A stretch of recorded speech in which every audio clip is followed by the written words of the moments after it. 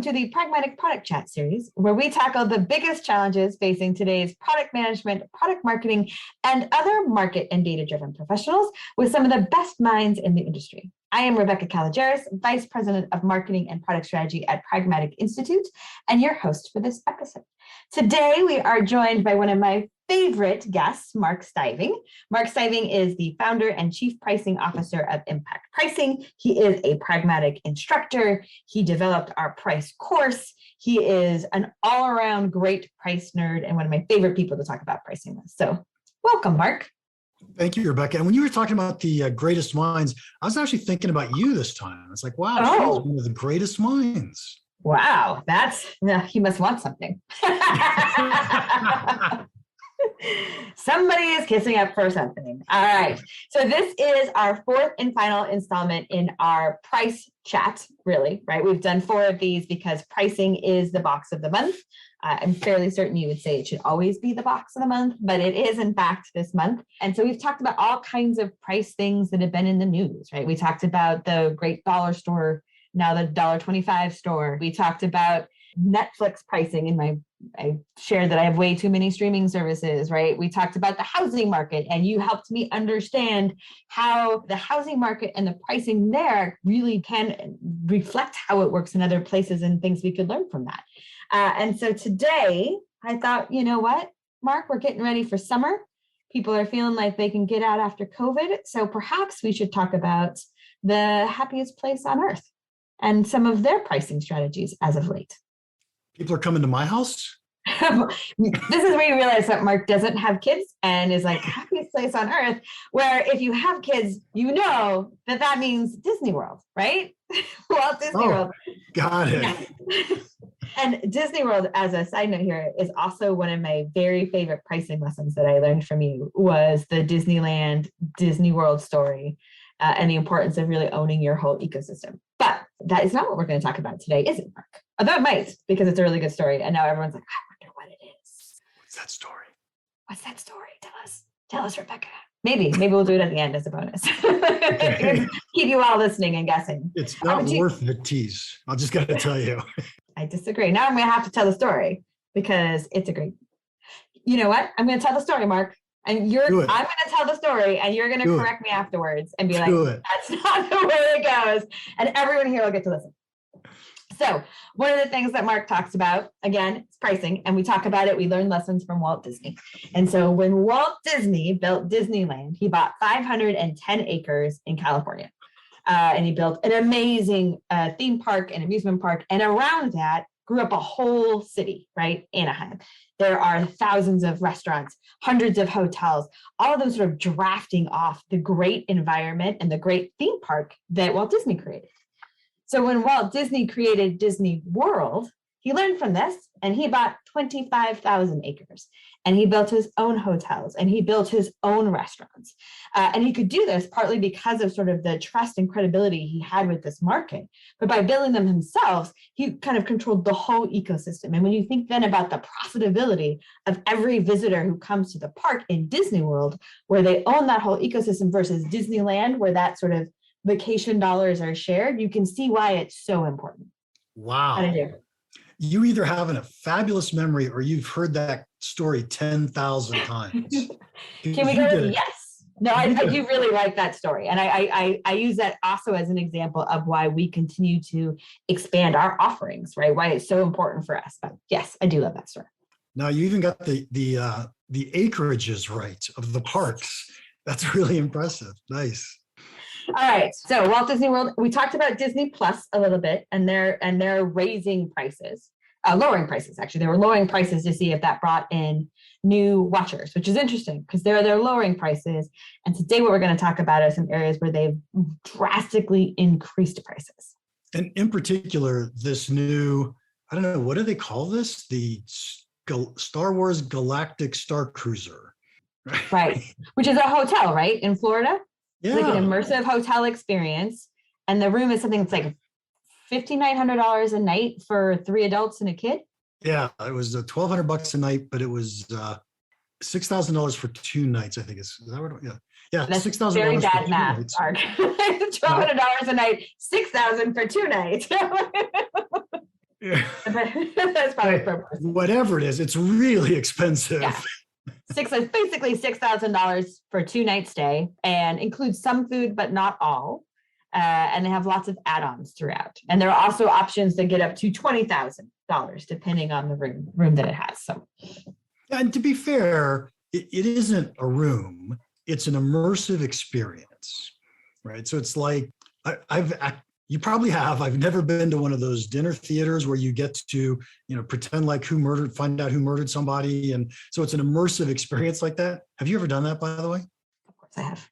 Yes, you know me well, Mark. I don't have any friends, so no one's ever invited me. Well, next time you're in town, that's what we'll do. No, but yes. So, Okay. and you're right, that is more than the cost of just a dinner. And it's 2 days being part of a story that's based on Star Wars, which is pretty cool. Well, and it's a story that has a known passionate fan base, right? It's not a net news story that like maybe you'll like it. It's immersive. But it is, you kind of think of Disney World as that option for everybody. Everybody loves Disney movies and you see it, but this is very much an elitist piece. Yeah. And how does that play? Let's call it a very unique experience. Okay. If that would be fair, right? And so when I was thinking about this, yeah, it's ridiculously expensive, right? But I had to read a lot of those articles to figure this out. They only have 100 rooms. It isn't like this is a massive, huge hotel that we're going to go sell to, thousands and thousands of people. And they said that if they could completely sell out those hotels, it would still be 0.1% of Disney's revenue. Wow. So it's minuscule. That's a really interesting perspective, Mark. This is not Disney saying to access everything, right? To access the big pictures and this thing, we're raising it for everybody. It's just saying here is a very small exclusive option for those who would want. And so when I thought about this, the first thing that jumped to my mind is I could spend $450,000 to get on Virgin Galactic spaceship and go to space. It's an immersive, unique experience. And that's really the key. Is we talk a lot about price segmentation. And this story is all about price segmentation. I don't need to sell this room to everybody who comes to Disney. I only want to sell this room to a few people. And that makes a huge difference. So I'm going to assume those rooms are much, much more profitable than a normal room in one of their other hotels. But it's still pretty fascinating. Well, and that's interesting because one of the articles we read in our homework ahead of time was talking of sort of poo-pooing their lower attendance rates. Like, oh, there's still rooms available in the second half of the year. You're like, oh, right. And then you're like, oh, but to your point, that's they're not going for how do I maximize it? Necessarily the attendance all the time, right? But how do I attract this particular segment and create a place that they would value that the margins, as you said, have got to be huge, right? It doesn't actually cost me more to hire someone wearing a Chewbacca suit as it would necessarily to have some wearing your standard hotel uniform. But the margins there are huge, and the exclusivity then is part of the appeal. So let me offer a really weird opinion. I think it's underpriced. Ooh, tell me more. If all they're trying to do is to get 100 people every 2 days, and there are millions of people who would want to go, then I think most of the people who are paying, let's call it $6,000 for the experience. I think most of the people who are paying $6,000 for the experience probably would have paid 10. Because they really are going after an exclusive marketplace. That's interesting. So it's not a should I stay here or at the Dolphin or the Atlantis, whatever the heck they call it over there. It's that's not it. It's not which hotel I would stay at. This is the reason I would come. Yeah. So if you're a huge Star Wars aficionado, you have a little bit of extra money because you happen to watch the original Star Wars in the theater when it first came out, which means you're my age. Right. Let's just remember that's still young because I did see that in the theaters. I was facing the other way, but yes. I was young. But by now, if I was a huge Star Wars aficionado, I could certainly afford to go do that. I would say, wow, that's an amazing experience. How much would I spend to go do that? And $6K is nothing. right? If it was that important to me, if it was that unique of an experience, I could easily see paying more than that. It's interesting too, because the price packages they talk about were 3 adults and 1 kid. And I thought, well, that's kind of a strange collection, right? Like that's not your standard nuclear unit.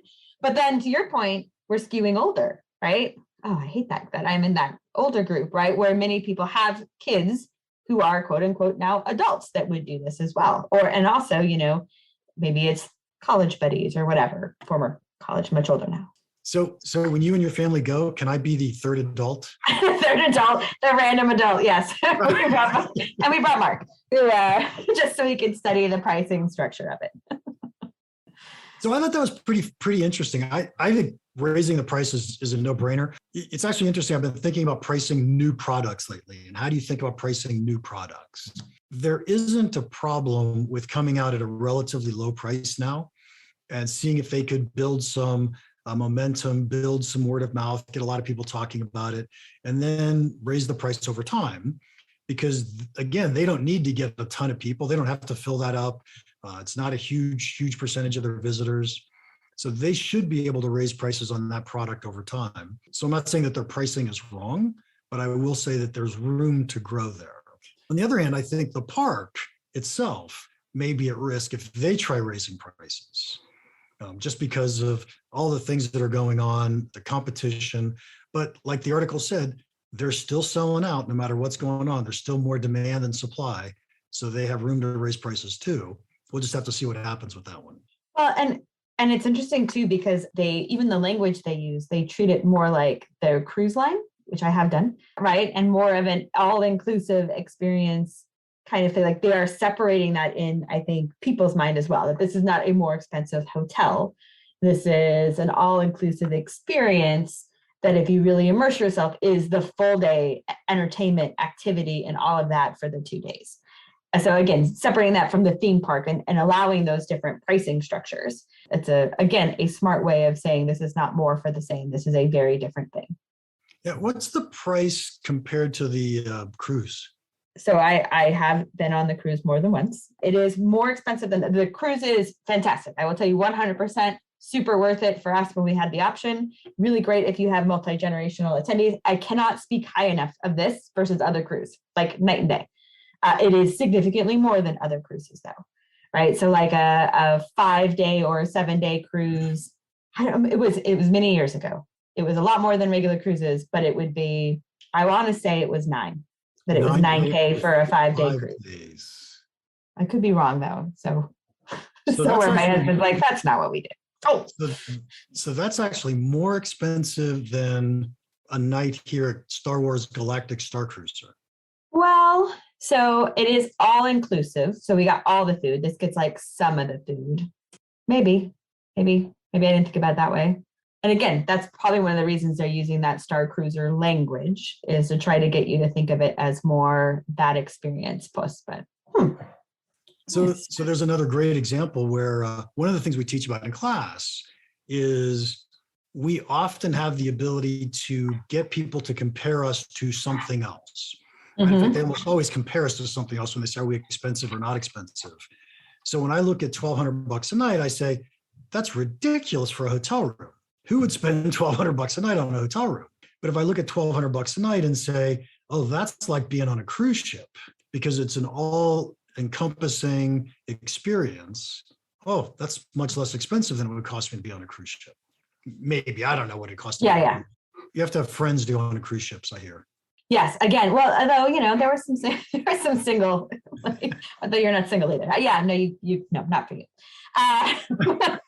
But, it's interesting too, like, again, the language, they call it the Galactic Starcruiser, and they talk about it going on the cruise. And some of that is, to your point, getting you to think differently about what the competition is. Of course, the difference here is it's like $1,200 a night per person for the hotel, for the cruiser, for the Galactic Starcruiser. The Galactic Starcruiser. Yes. But your 9K was per person for the...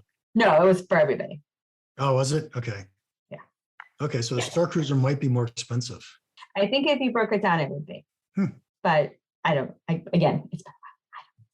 Well, and I think... Go ahead. No, I was just saying, I think the Starcruiser idea is pretty interesting.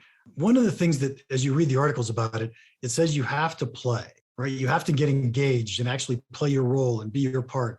So once again, it's probably like one of those murder mystery dinner things that I don't know anything about, but I'll talk about it like I do.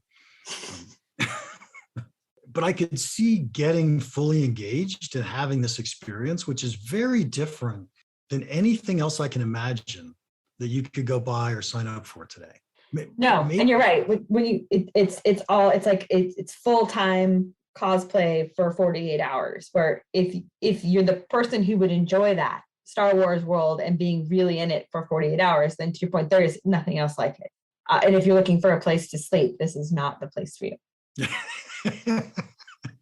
Leave me alone.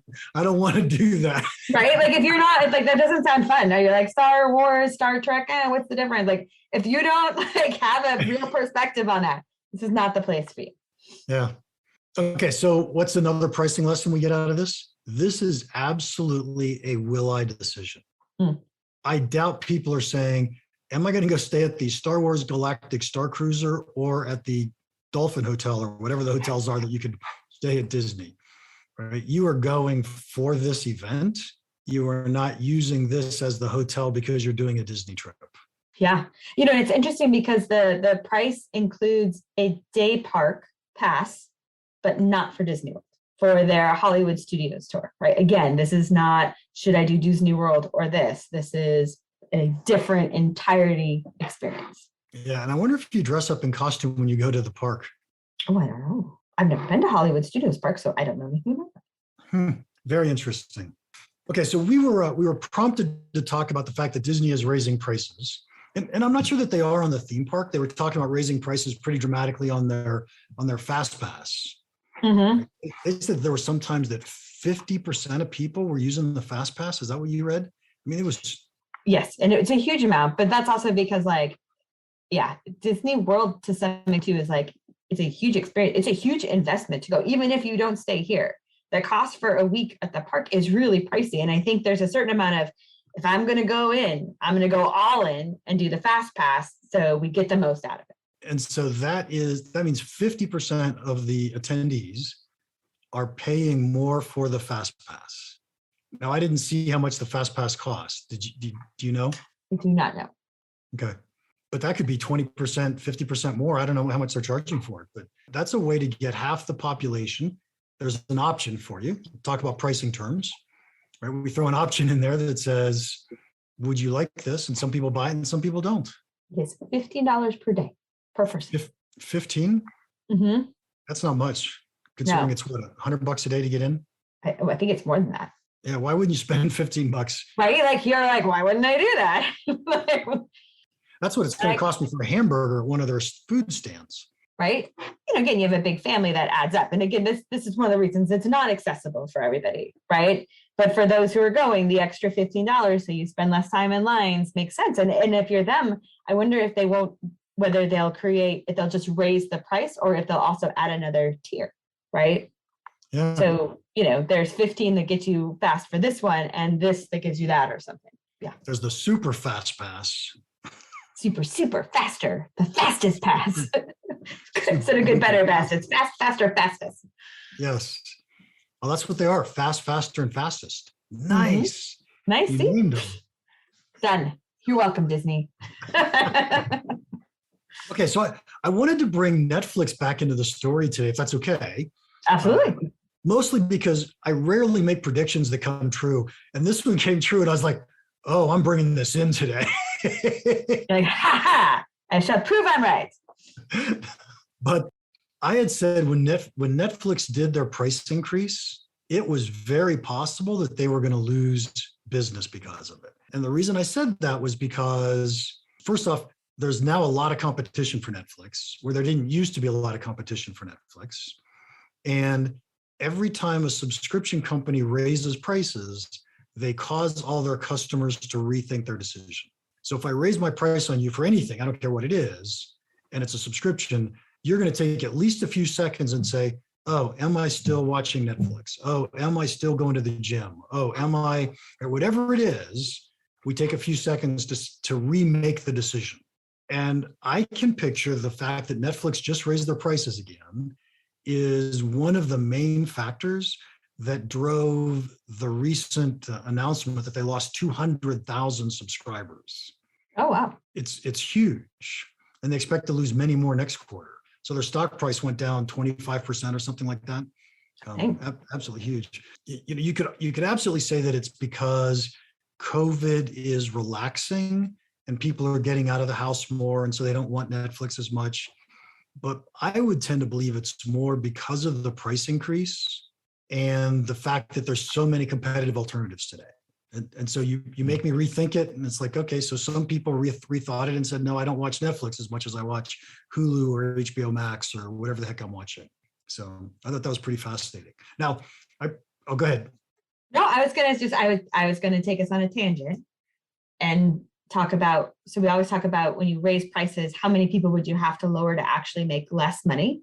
Make less, right? So there's one part of the equation, and it tends to be like, you lose quite a bit. But your stock price comment made me think that, is that what matters most as your organization? Obviously stock, and the market wants high revenue, but for a lot of it, they also take valuation in the size of your membership. And so that pro and con can have other implications. So I was going to take that left turn right there. No, that's okay. Let's take the step. A lot of stock price is dependent upon projected growth of the company. And so Netflix has always been growing. The stock price prior to this announcement was Netflix is going to keep growing. Well, as soon as Netflix stops growing, if they went level, that would cost the stock price a lot. The fact that they lost subscribers, it hit them really hard. Yeah. Okay, so now I want to tie this back to Disney. Okay, yes. Not Disney Plus, but just Disney in particular. And that is, we often think, should Disney raise prices? Can Disney get away with raising prices? And everything that we read, all evidence is that, yeah, they can get away with it because there's still so much demand, right? There's so many people that are coming to the parks, and they're filling it up as much as they possibly want or can. And what I wonder, and I'm not making a prediction because it probably won't come true if I do, but what I wonder is if this new political problem they found themselves in, if that actually hurts demand and it makes it so they can't raise prices, or maybe they'll even come down and lower prices. So it'll be interesting just to watch this. It's just the circumstance. When you talk about the political problem, what are you referring to? Oh, I think the fact that the new Disney CEO has come out and said, we're against Florida's new parental rights for education bill, which is also known as the Don't Say Gay bill. And so they essentially, by the way, companies, stop doing this, would you? They essentially said, we want to serve half the country and not the other half of the country. So what happens when you tell half the country you don't like them anymore? Do they stop coming to your theme park? And so I just wonder if the shock to the environment that they find themselves in, we're going to be able to watch what happens to their pricing power. That's interesting. And that's super interesting. The other thing you wonder is if a company goes down certain political ways, are they trying to signal a different kind of company than a just profit focused, optimized revenue? Of course I raise prices. It's capitalism, right? Right. But you know what I mean? Like, can you play both of those roles and voices? Which is, I think, to your point, why you said don't play this game, because there are so many implications and there's so much that you get. But also, like, we've seen really successful companies that stand very firmly in front of one of those camps, right? And they always have. That's how they grew, right? I think the difficulty is when you haven't been that way and you try to step in, you just need to be very aware of all the different levers that may pull. Yeah, it's just, it's like anything. This is market segmentation. And if you're going to serve one market over another, you're going to win one market and lose another. So that's okay. It's a decision. But I don't know that people think through that very carefully. Yeah. One of my favorite comments, I think it's an actual quote, but Michael Jordan would say, Republicans buy tennis shoes too. Yeah. My link back to Disney isn't judging any of that, although I wish they wouldn't be into politics because it's going to hurt their business, I think. But my comment with Disney and tying it back to Netflix is the environment is changing, right? Or the environment they find themselves may be changing, which says their demand may be going down, which takes away from their pricing power. And we may see that in their ability to raise prices here in the very near future. Yeah. No, and as yeah. And I would just say, because we maybe are on different sides of the political spectrum, which is good. That's okay. Right. That it's okay to have a company, and it can be a great thing for a company to play a stand on something that they're really passionate about. But I do think it's important for just to go in aware of the implications and not be naive, so that you can weather those and you don't have to go back and forth and be like, we don't care because that was too scary. Like, we just have to be very aware of what that might mean. So can I say, I love Ben & Jerry's ice cream and I love Chick-fil-A chicken. Just pointing that out. See, there you go. There's a meal you don't often have together, is it? Now, if Chick-fil-A would sell Ben & Jerry's, that I'm going to go with no, they won't. Okay. Any more than we will find a Chick-fil-A Ben & Jerry's ice cream. All right. So lots of lessons. Can you sum them up again for me? Oh gosh, could I? We talked about the fact that the Disney Starcruiser was a will-I product. Mm-hmm. We talked about price segmentation, in that they're not pricing to win everybody. And in fact, you might argue, I don't think I would. I was going to say, in a good, better, best world, this would fit in the best category, but it really isn't. What this is a unique product targeting a specific market segment with a very high willingness to pay. And I think that makes a ton of sense. They don't have to go attract a ton of people. Let's see, what else did we talk about? We talked about. I think it's a subset of that, but I do think the biggest win they can have is for it to not be called a hotel. Oh yes. So right. What are we really changing the conversation about what it is, who it's for, and who the competitors are? I think is probably the thing they should focus on most, right? Because then it really does change the pros and cons of that. Yeah, so I think, and maybe they are, but I think instead of selling a hotel room, they have to be selling an experience. Mm-hmm. Yeah, so, absolutely. Yeah, I think that's spot on. Then let's see, what else did we talk about? We talked about our ability to raise prices, lower prices, has a lot to do with the situation we find ourselves in, right? So what's going on in the environment? Is demand growing or not growing in our world? So we'll see those pretty quickly. Anything else that I've missed? What did I forget? No, I think those are the big ones. And again, good lessons, even if you don't own one of the largest multimedia companies in the world. Those are important lessons. And I always think it's really interesting to see them done at all different kinds of scale. Yeah. And I don't know if other people think this way or not. Maybe it's a good way to think. But what I often do is look at these situations and I just try to say, how do these fit with the frameworks that I use? How do these fit inside all these different thought processes? And sometimes I find something that just doesn't fit. And then I have to create a new framework. It's like, oh, that's this. And so it's pretty fascinating. When I first started studying subscriptions, I went through that world where, oh, this is just different. Yeah. And so then you have to create a whole new set of frameworks that you're going to start using. You all can't see this. The cat has just come in and is just, she's all about this pricing conversation. She is excited, I got to tell you. Oh, all right. Okay, Mark, it is always fun to talk pricing with you. Thank you very, very much for joining us. You're very welcome. I always enjoy these. I hope I do not have to wait until the next time that pricing is the box of the month for you to come back on. It actually surprises me it's not the box of the month every month, but okay. It's like brought to you by the box. All right. Thank you, Mark. Thanks, Rebecca. All right. That does it for today's episode, everyone. Thank you for listening. And don't forget to join us next week when we tackle another great topic designed to help you elevate your company, your product, and your career.